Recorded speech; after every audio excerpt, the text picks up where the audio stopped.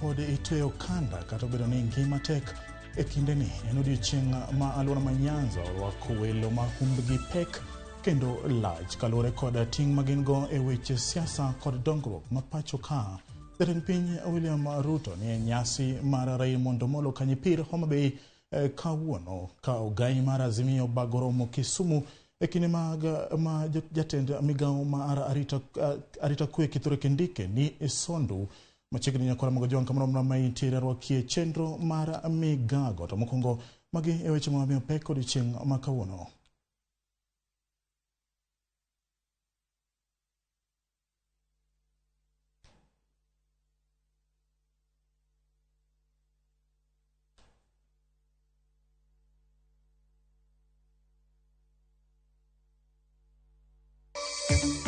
Ogai mar Azimio Raila Odinga tayo romo mar galamoro e alap mamolem Kisumu. Jatend piny William Ruto dhialo nyasi mar rwako pacho Ramogi Omolo e gweng' ma Kanyipir Homa Bay. Jatend Migago mar arita Kithure Kindiki olimo tong' ma Sondu kaluwore gi tulo ma tich adek.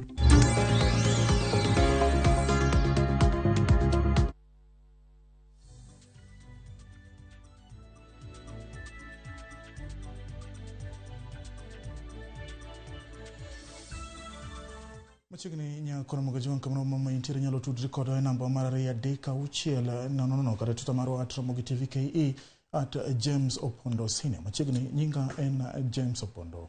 Jatend piny William Ruto dhialo nyasi mar rwako pacho jagoro e Migago mar arita Dr. Ramogi Omolo.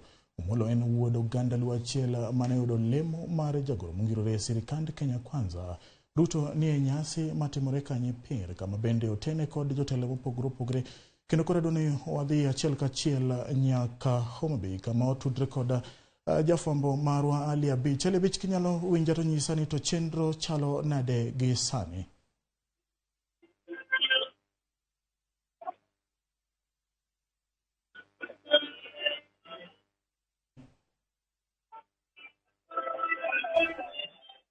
Ali Abich, kinyalo winja kowuok e kaunti ma Homa Bay kama nyasi mar rwako pacho Dr. Ramogi Omolo dhi e nyime, nyiso ni to gi sani be jatend piny osechopo, to ang'o matimore gi sani?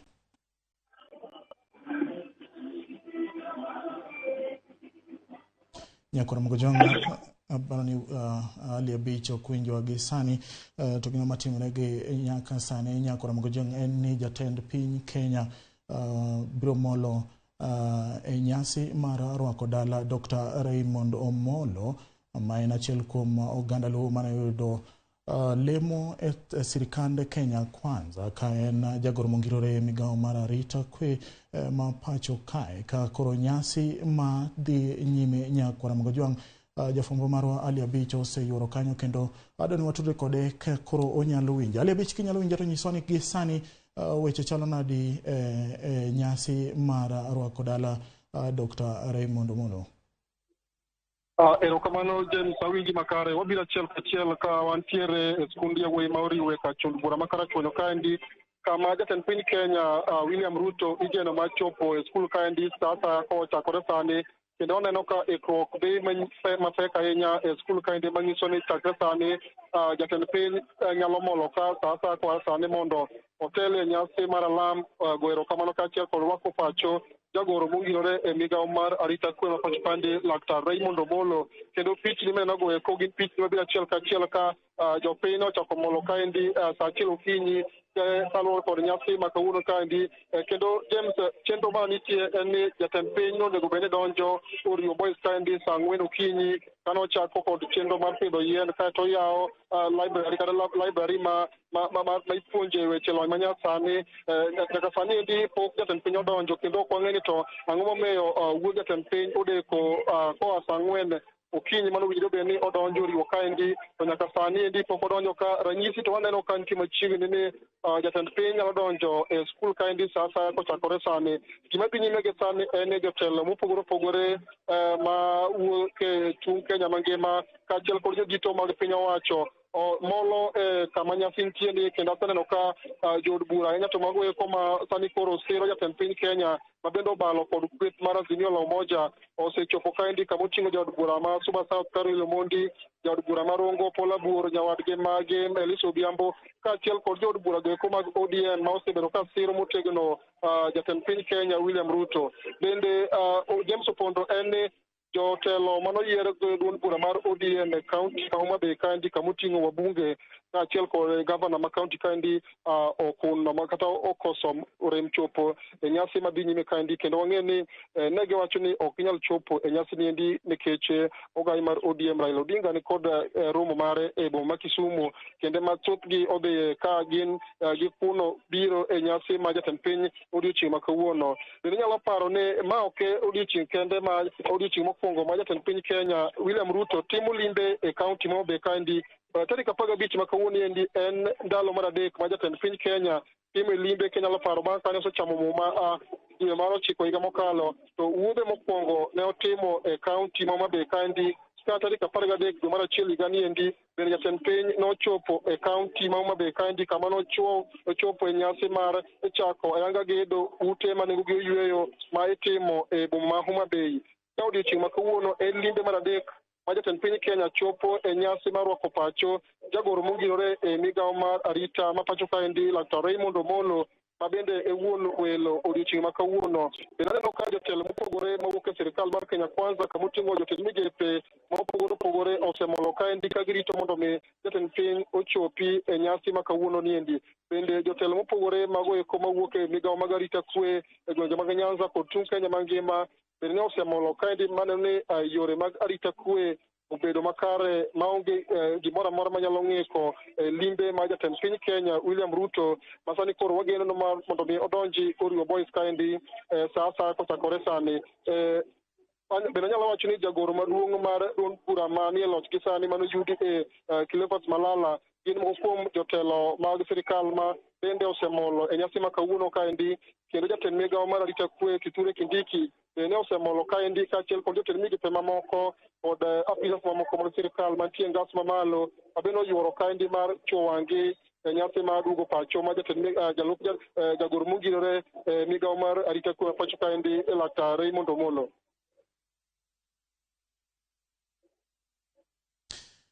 Ramogi jong mano alia beach ka entiere e nyasi no mar rwako pacho Dr. Raymond Omolo. Kochopo sa achiel kod sa adek nyako Ramogi jong ibiro yudo kaka weche notimre e sikun ma gino nyasi no obagie. Ka wadhi e kaunti ma Kisumu, wayudo ni ogai mar Azimio One Kenya Alliance Raila Odinga igeno ni dhi tayo romo magalamoro ma obagi kod kwethno e alap ma Moleme. Kaunti igeno ni dhi tayo romo magalamoro ma obagi kod kwethno e alap ma Moleme. Kaunti ma Kisumu Odinga dhi twak kod jopiny ka gimedo kwedo chenro mag osuru ma sirikand Kenya Kwanza ochuogo e kind seyo mamoko. Millicent Adhiambo luono chenro ni kendo koro wadhi kod Millicent Adhiambo ka entiere kaunti ma Kisumu. Mili kinyalo winjo achiel kachiel kowuok e kaunti ma Kisumu nyiso ni to jotelo bosemolo to kweth kata johera mag Azimio la Umoja One Kenya Alliance bosechopo e alap ma Moleme.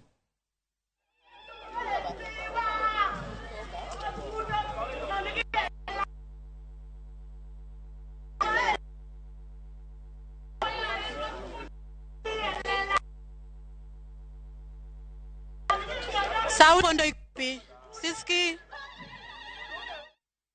Ramogi jong omano Millicent Adhiambo ka entiere e alap ma Moleme kamoluonwa kweth mar Azimio One Kenya Alliance madhi bagoromo e alap ma Moleme kaunti ma Kisumu kama igeno ni jatend kweth mar Azimio la Umoja One Kenya Alliance Raila Odinga dhi molo e alap ma Moleme ka gigo magikwedo ma sirikand Kenya Kwanza osekelo en weche kotudre kod ngima mapek masani jo Kenya kali. Kendo ni adog achiel kachiel kuom reporter marwa Millicent ka onyalo winja ka nitiere e alapa ma molem kama oluonwa wach mar kweth mar Azimio One Kenya Alliance kama igeno ni jatelo mar kwethno Raila Odinga igeno ni dhi molo kanyo ka obro kelona wechegi. Wabro bedo kwa manyo Millicent Adhiambo mondo kelnwa lipodni nyakora Mogojwang seche ma ang' ne wayude. Agene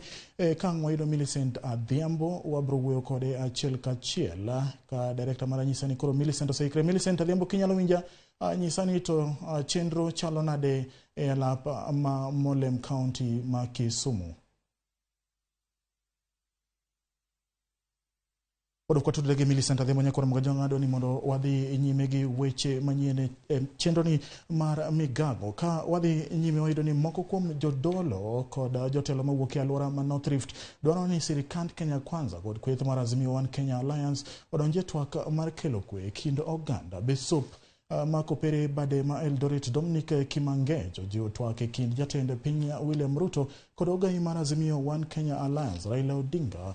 Kimangejo onyiso luoro ni tulo moseluwo ng'anyo mag Azimio nyalo kelo midhiero mathoth ka oket winjruok mapiyo.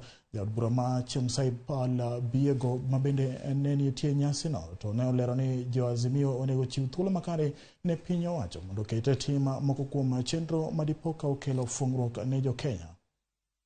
I condemn with the strongest terms possible the mandamanos. I condemn with the strongest terms possible the destruction of property, lives being lost, and you continue in total disregard of all this. So I call upon the opposition to call off the mandamanos and actually let them embrace dialogue. Jukumu letu ni kuombea nchi yetu kwa sababu tunataka amani. Na mara tumekuwa tukihimiza viongozi wetu waweze kutafuta njia ambayo wanaweza kukaa chini na kuongea pamoja, ile tunaita dialogue, kwa sababu to dialogue does not means really to look at all the issues, kwa sababu Kenya ikiharibika itaharibikia kwa kila mtu. Na hiyo ndio tunasema kwamba tuombe kabisa na pia tutafute mbinu za kuweza kutatua haya mambo yote ambayo tunaona inaanza kutupeleka mbali. Kawadhi County Masewere ni jodolo moko e gwenge ma Ugenya kwayo ni kweth mar Kenya Kwanza kod mano mar Azimio One Kenya Alliance odoge twak mar manyo duoko mabiro kelo kwe mochwere ne jo Kenya kane otelnegi kod din mar kanisa Anglican Mayenga. Reverend Lawrence Ahogo jodologo wacho ni ywaruok e kinde jatend piny William Ruto kod ogai mar Azimio One Kenya Raila Odinga tungo kwe ma pacho ka. Jodologo jiwo jo siasa mondo chiwre ne twak kendo manya yor kwe mabiro kelo duoko mabiro kelo fungruok ne jo Kenya kalore kod chal marach mar uchumi. Bende gikwayo jatend piny William Ruto mondo kik ket e tim chik omenda mahiga 2023.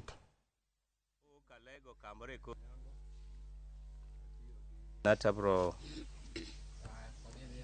akete gidoluo. This is negoji kod risase okoyiene police onego bed ni nyalo konyo e rito ngima gi mwandu mar jo Kenya to koyieni gi negoji kaka gi negoji. Odiochieng' ariyo mokalo president nyocha owacho ni okan wachak wane tho kendo, to kochopo nyoro to waneno tho mochopo chiko. Wadwa kwayo jatend pinywa President William Ruto mondo yie hotel ni pinyni gi ng'wono, owego kore jalupne, owego kore joma gitiyogo, owego korgi nikech e kinde gi wadwaro mondo gikel pinywa kamoro achiel. Wan kaka kanisa gima chando chunywa en nyaka karang'o president obedie piny gi joma digibed go piny oduok bech gik moko piny, Kenya odhi mbele. Chuo watho e lwet polis, nyithi watho e lwet polis. Kaka area wakasani wan gi ng'ama nyonegi mana nikech wach mag maandamano. Awakwayo mondo mi owinjie jo Kenya, owinjie jo piny, mondo mi chandruok ma wan go obed chandruok mare. Nyakura mgojonga dona doge county Kisumu kama otudre koda lipota marwa Millicent Adhiambo koluonwa weche matimre alap ma mole kama igeno ni ogai mara Azimio la Umoja One Kenya Alliance Raila Odinga dhi rado koda lange ka gichwalo weche mag ngima ma osebedo mapek ka gikwedo sirikand Kenya Kwanza. Kakoro watudre achiel kachiel gi Millicent Adhiambo. Mili kinyalo winja ranyiso ni to weche chalo nade alap ma mole to jotelo mage ma osedonjo gi sani. Ero kamano nya James Opondo achiel kachiel kwa wuok e kaunti ma Kisumu kardak mamolem kuma bende kae ndi oganda ochokore ka girito gai mar Azimio One Kenya Raila Odinga ma bende ne ochano romo mar galamondo gi oganda mondo otwage kotenore kod ng'anyo ma dwa chakore juma manyien chakre tich adek nyaka tich abich ka achiel kod gigo motenore kod kedo ne pek mar ngima ka achiel kod weche manie paro mar chiko menda ma higa 2023-24.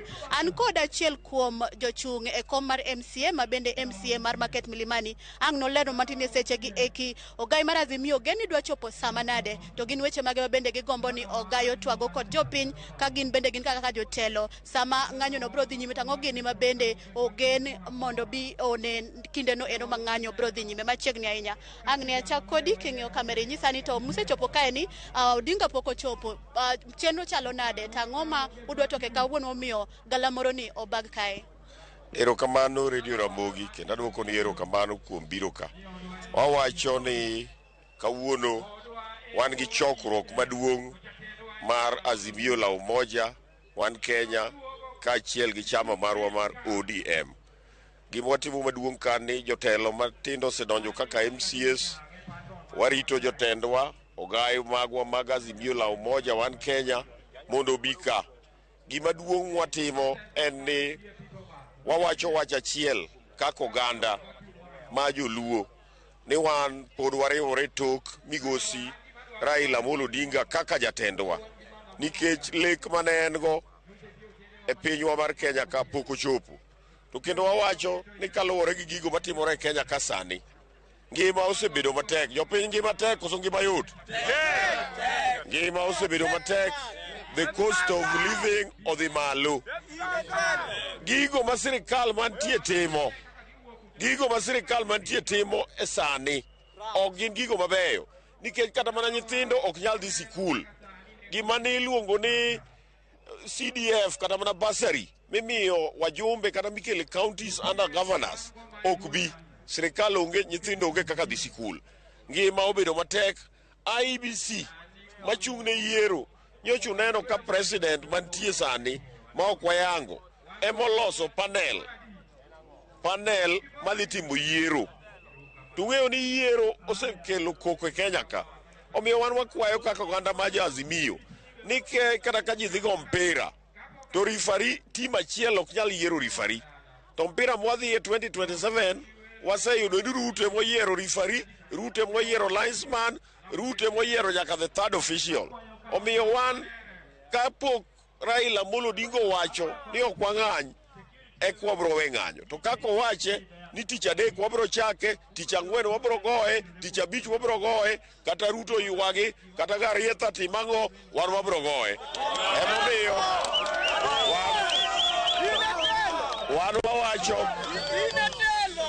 wan wawacho kaka oganda mar ODM ni wan wariwore e tok Raila Amolo Odinga. Abro wene makamu bende bro wach matin.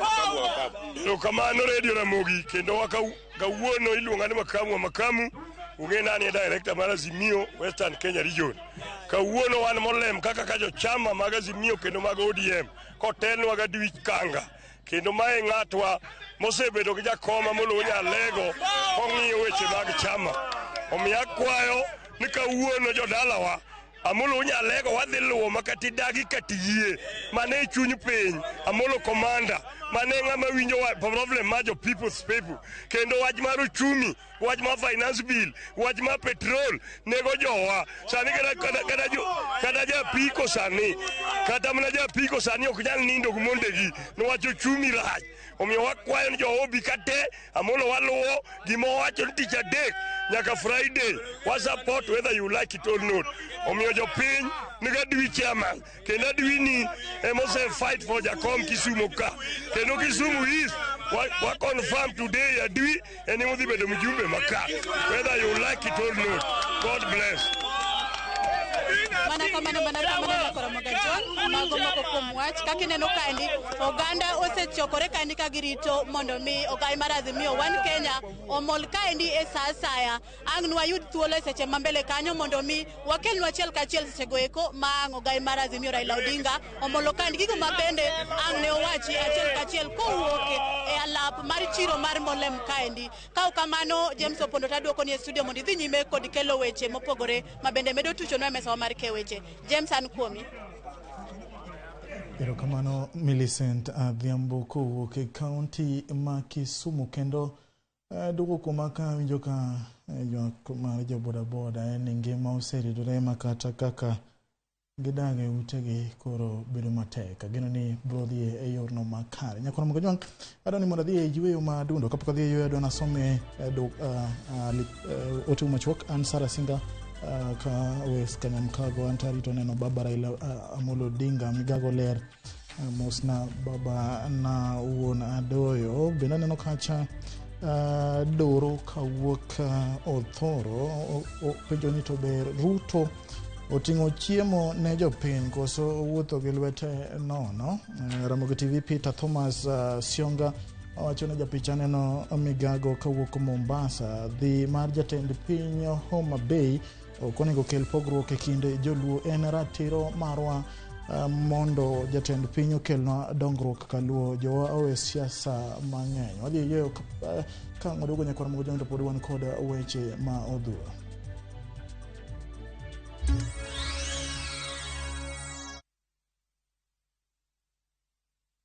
Jiboost na milioni moja kila wiki kwa kucheza Shabiki Midweek Jackpot. Kwa 15 bob pekee, bashiri mechi 15 za Shabiki Midweek Jackpot ushinde milioni moja. Cheza sasa kwa kutuma neno MJP kwa 29063. Not for persons under the age of 18. BCLB number 416. Shabiki.com.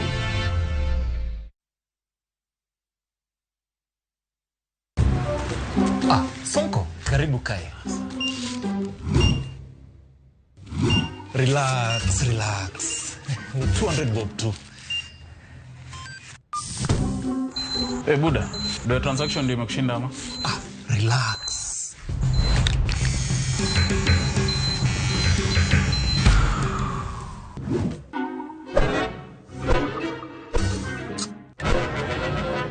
Umenywa watu kama kuku juu ya tokens.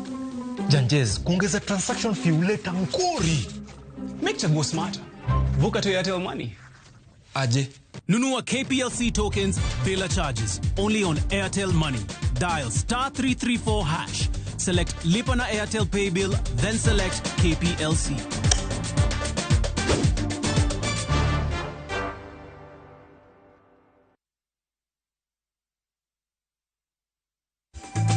Be manyo mabati magedo motegno maidre nengo mogonyore. Kidani mabati nikoro mabati kidenyo mopogore maidre nengo mogonyore. Mabati magwa gin mabati modak na lobuora, gin mabati mag nyasi kendo malombo wang'. Chulata malo 50 ka balance modong tibiro chulo chiemo kilo mabati kama intiere. Wakilo mabati menyo kodwa nono monge chudo moramora. Limo Eastern Bypass maidre kinde ka Maxi kod RFH Hospital mapping stage. Boresha mjengo na Kidani mabati.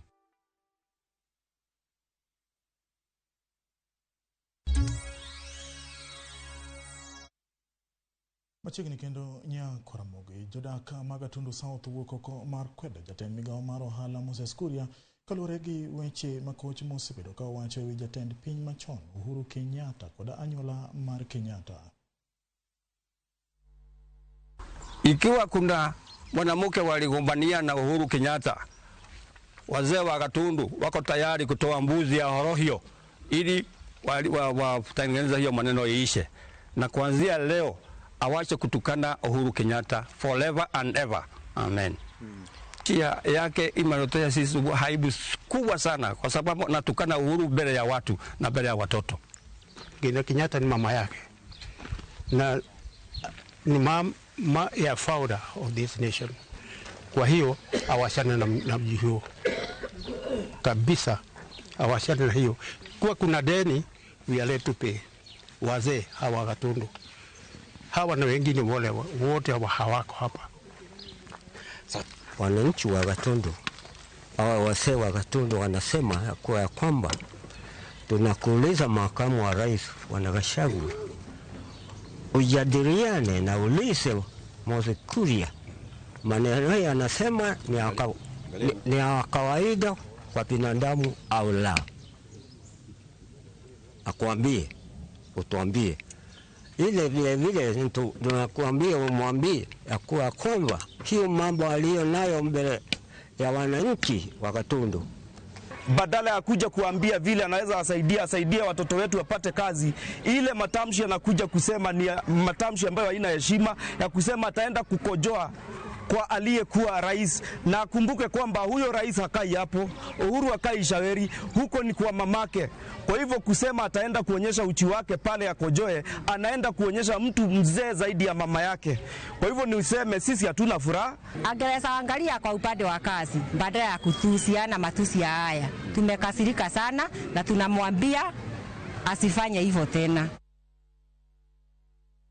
Nengo mar mauta mar petrol odok piny kod otonglo 85 ka nengo mauta mar taya bende odok chien kod silings 3.96. Nengo diesel to kolokre ka koro duol marango nengo modhi e pacho ka April lando lokruok e nengo modhi. Petrol kore iuso silings 100 kod 94 gotonglo 68 kuom lita, ka mauta mar taya iuso silings 100 Prochet kod ochiko gotonglo 48 kuom lita ka lita. Kalure kod EPRA ma nengo manyien mag modhi gi chakre sani nyaka tarik 15 dwe mar 8. EPRA pod dhi nyime gi chayo chik doho mochungo chik mar omenda ma higani kuom tiyo. Nengo manyien mag modhi EPRA onywako atamalo 16 mar usuru kaka oketi chik mar omenda ma higani.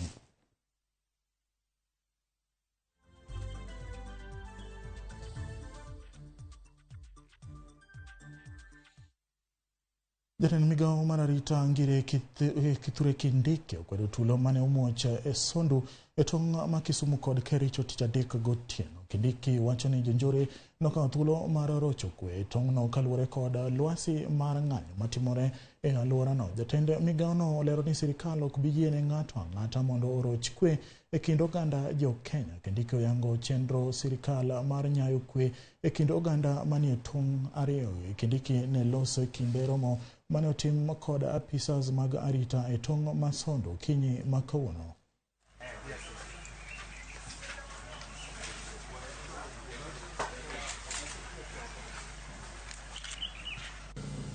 Tutasaidiana na jamii kutoka pande zote na wazee na viongozi wa kisiasa na maafisa wenzangu wa serikali ili tutatue shida hizo zote moja kwa moja mpaka kila sehemu yetu ya Kenya kuwe na amani ya kudumu. Na mimi naamini ya kwamba hakuna shida ambayo haiwezi tatulika.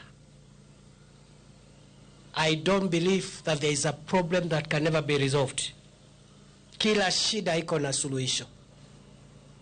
Kwa hivyo watu wa hapa Sondu, ndugu zangu na dada zangu, watu wa Kericho, watu wa Kisumu, nataka niwaambie kwamba mimi nitajumuika na nyinyi na wazee na viongozi wenu kutoka pande zote mbili, na mimi naamini ya kwamba tutapata suluhu ya kudumu.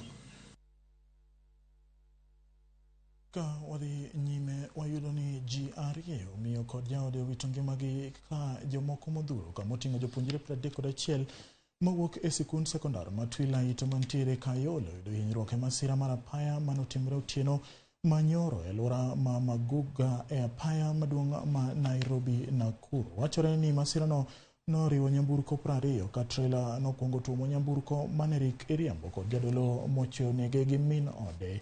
Bang'e nyamburko go nong'ielore ka tuomore e geng apaya. Kano yango masirano, tend obila ma Kikuyu sub-county Ronald Kirui owacho ni nonro osechakore mar ng'eyo gima nokelo masirano, kokwayo joriembo mondo obed motang' e apayano. Joneno kwayo piny owacho mondo oger yorno kendo oket alama ma nenore.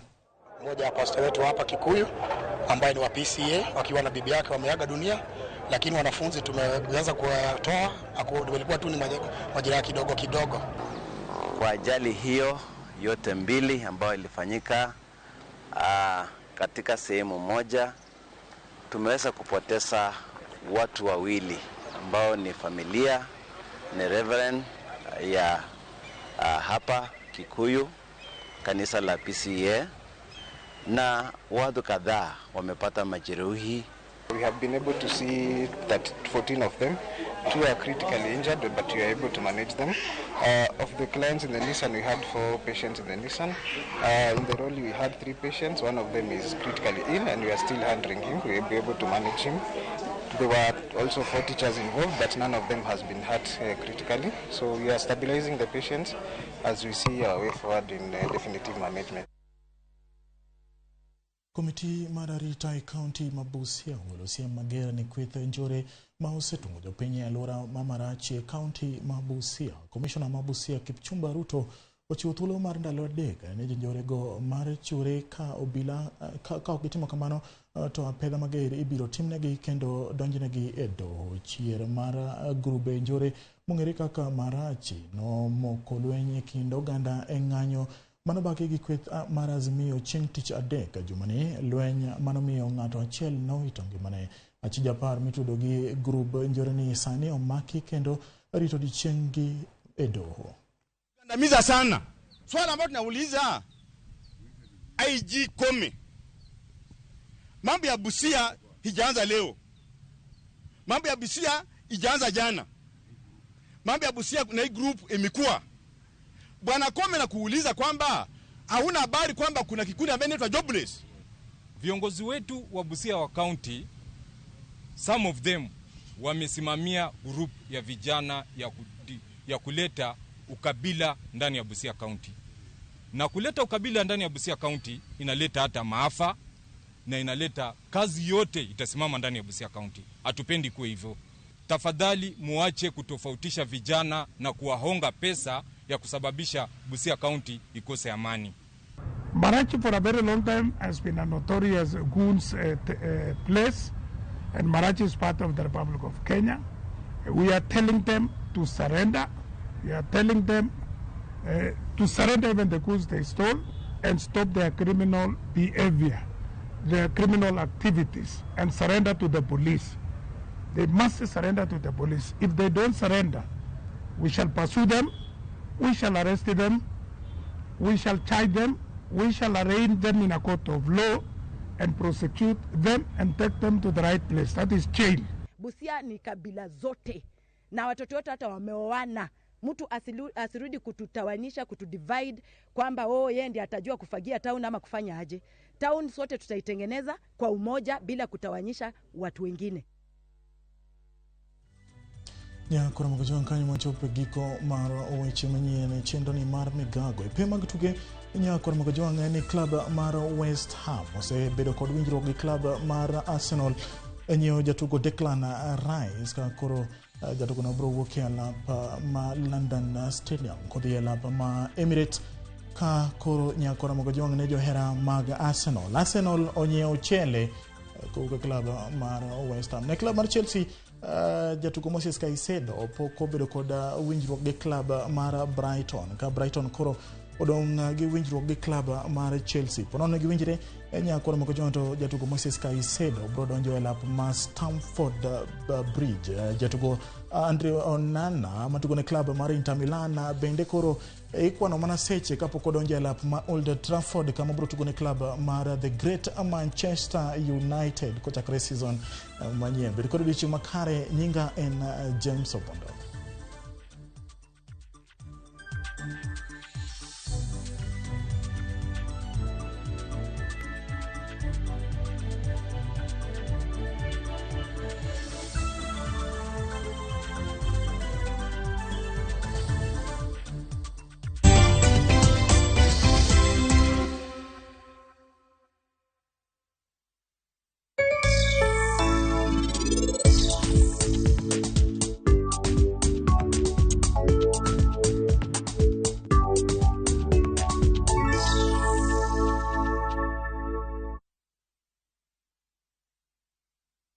Welcome to Shabikila.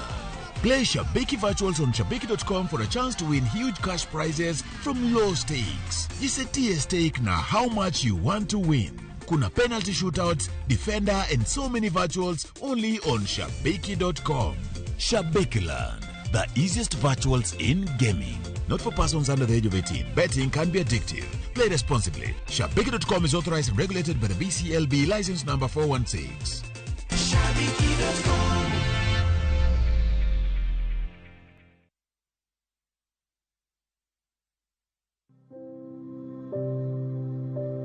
And there were 4 leprous men at the entrance of the gate, and they said one to another, "Why sit here until we die?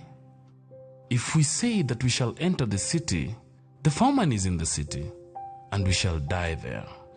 But if we still sit here, we will also die. Do not sit in your situation and pity yourself.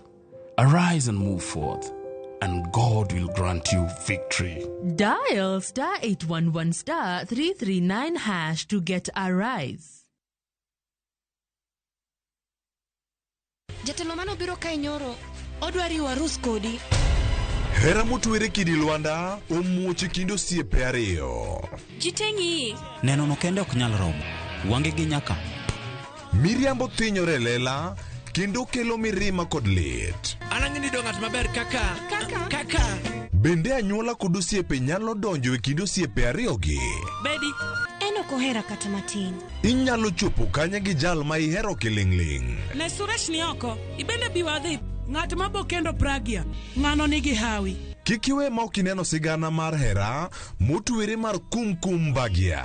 Ok anyal yudo yo manyalo wacho nigo ni aheri. Yud chenro mar Kumkum Bagya gi dholuo sani koro e View sasa.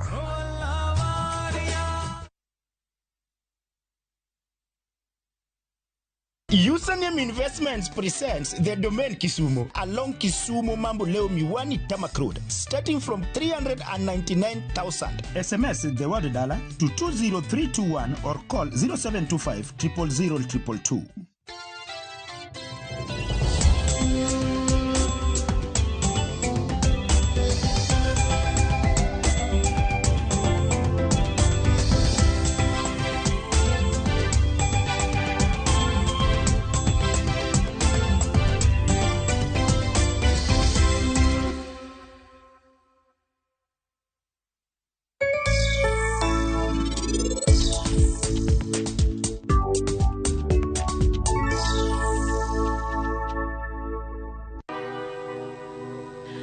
Ageno ni riyo maber nyakora moge jwan kamora mora ma intiere ma iluongo kanyo ni mine nyalo mabiro ni tich adek kokalo e wang' jowi mari mihero kendo migeno mar Ramogi kama wawacho ga ni mine wating'o malo wapuonjore kendo wajiwore.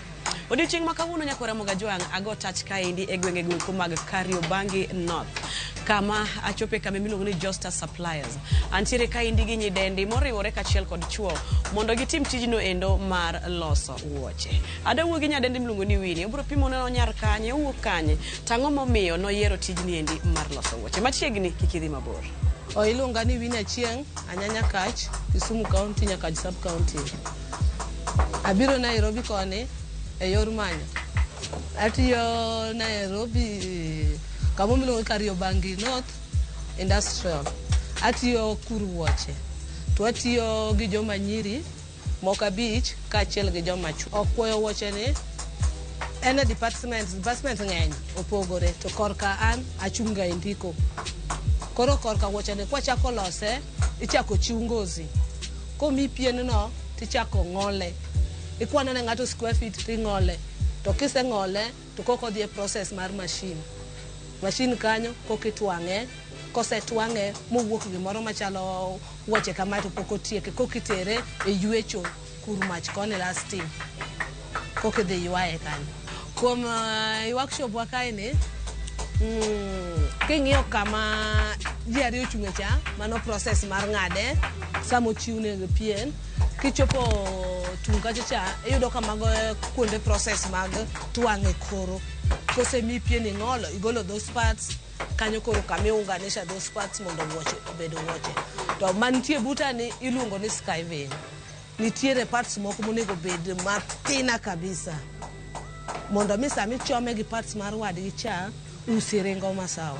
Kaka ipime wan gi gima miluongo ni bao. Bepego gin nembni mopogore opogore. Iyudo kondik 35, 34, 40, 41. Koro bepego ko nitie kaka kodhi okete ngosi mosetwang' through machine to nitie kamidhi itere lasting to jo lasting ema kete bao no.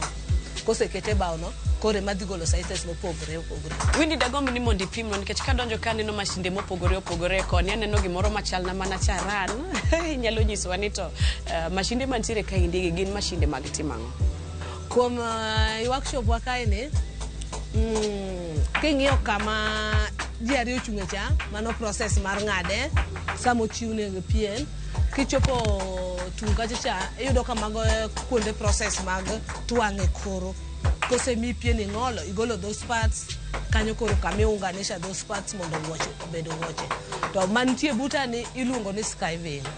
Nitiere parts moko monego bed matina kabisa mondo mi sami chome gi parts mar wadgi cha usiringo masawa. Tijni endi thothne iwacho ga ni en tich ma joma chwe matimo. To ka wuoyo kodi nyisa ni untiere ka indi nyiri madhi abich. Gin achiedh nade mage ma samoro ukale kaka joma mine kokalore gi tich ma utiyo ni endi mar koyo wuoche.